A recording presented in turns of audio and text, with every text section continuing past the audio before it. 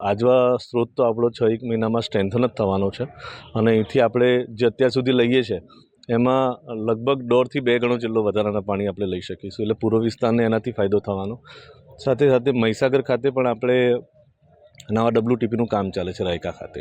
એ WTPનું કામ પણ લગભગ ડિસેમ્બર મિડ 2026ની અંદર એ પૂરું થશે, એટલે મહીસાગર ખાતેથી બી વધારાનું 75 MMD પાણી આપણે લઈ શકવાના છે.